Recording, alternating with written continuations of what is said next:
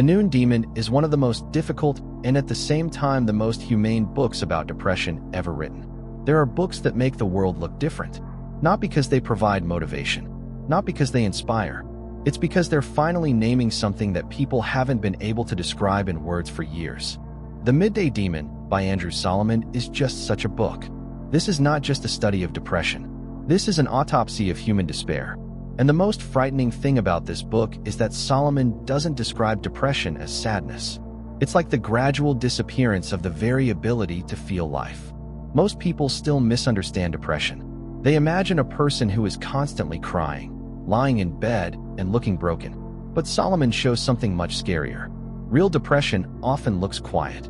A person can continue to go to work, reply to messages, smile, joke, to function, and at the same time, the very connection with reality is slowly dying inside him. Solomon describes depression as a state in which not only happiness disappears, but also the ability to imagine that happiness is even possible. And this is a very important difference.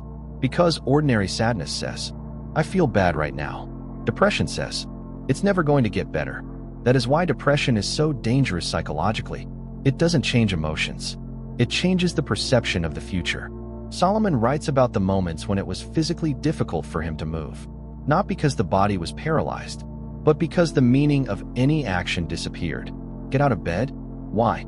To eat? Why? Live on? Why? And here the book becomes almost philosophical, because depression is described in it as the destruction of the very structure of meaning. It is no accident that Solomon uses the word demon. Depression does not feel like a disease from the outside. She starts talking in your own voice. It convinces a person that he is objectively useless, that it was always empty, that everyone around him just tolerates his existence. That hope is self-deception. And the scariest part, in depression, these thoughts do not feel like a distortion. And as an absolute truth, it makes the book so heavy, because Solomon doesn't romanticize suffering. He doesn't turn depression into beautiful melancholy. He shows it as a form of psychological destruction, like something that consumes a person from the inside out. And at the same time, it shows how poorly modern society understands this condition.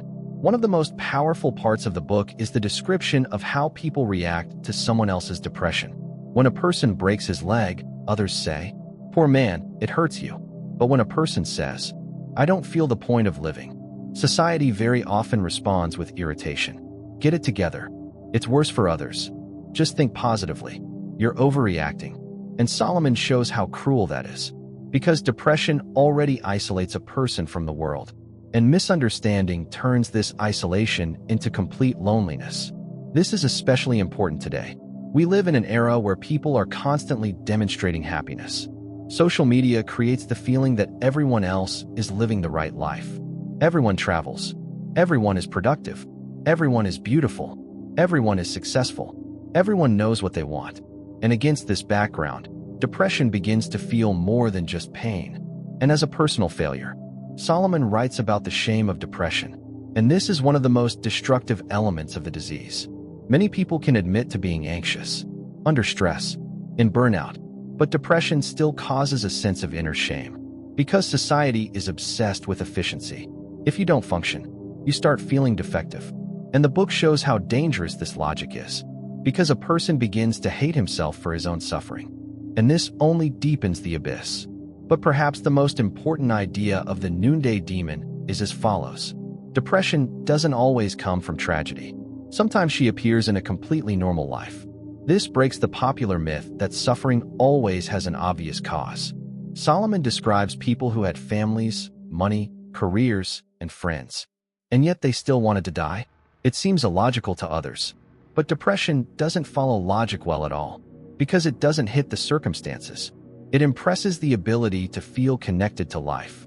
And here the book suddenly becomes a critique of modern culture, because society sells people the illusion that, if they get enough comfort, they will be happy. But Solomon shows that the human psyche is much more complicated.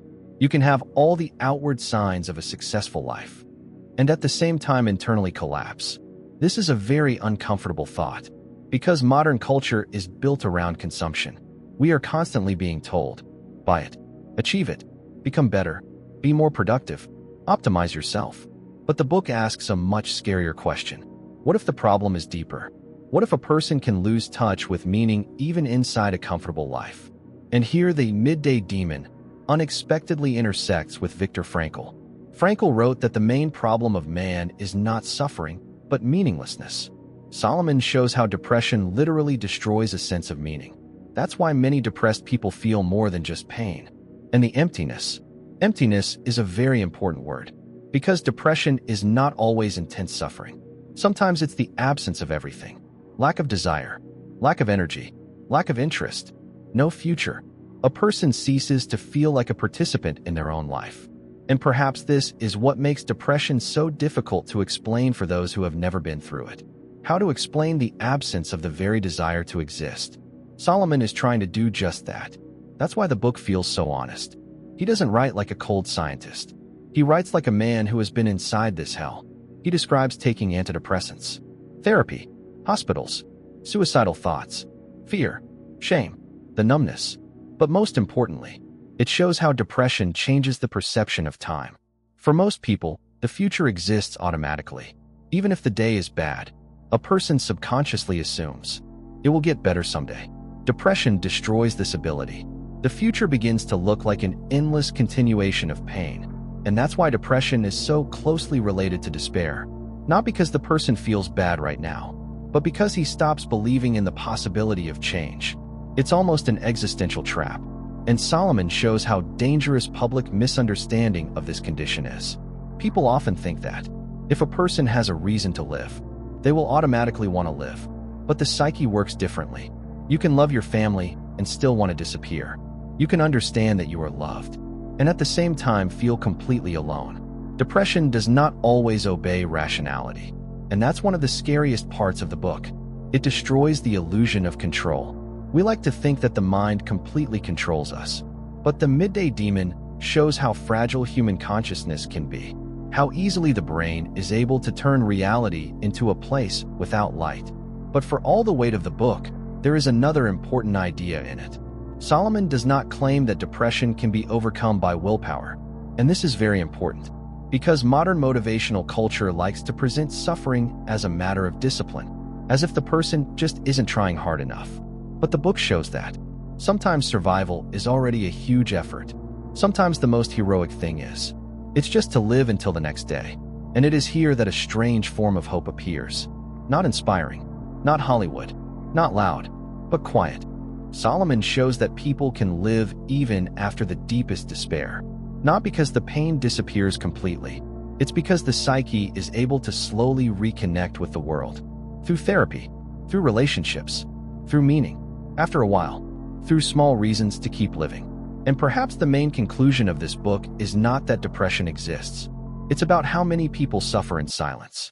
How many people around us are smiling, at the same time being on the verge of inner destruction. How many people feel emotionally dead while continuing to look normal. And how much the modern world reinforces this condition. Because never before have people been so overwhelmed with information, and at the same time so lonely. Never before has there been so much stimulation, and so much inner emptiness. And perhaps that's why The Midday Demon remains such a relevant book. Because she's talking about the fear that modern society is trying to hide behind entertainment and productivity. The fear of losing touch with life. It is no coincidence that many people today feel emotionally numb. Constant stress, algorithms, information noise, burnout, anxiety, social comparison, loneliness. All this gradually drains the psyche. And the Book of Solomon makes you look at it without illusions. It reminds us that the human mind is not infinite, but at the same time it resembles something else. Even in deep despair, a person is able to maintain a tiny connection with life. Sometimes almost invisible, sometimes barely noticeable, but enough to get through another day. And perhaps that's what makes the book so important. It doesn't promise an easy escape. It doesn't sell motivation. It's saying something much more human. Just because you suffer doesn't make you broken. And the fact that you have lost hope does not mean that hope no longer exists. If you like this video, subscribe. Because here we are talking about psychology, philosophy, trauma, loneliness, and the hidden mechanisms of human consciousness.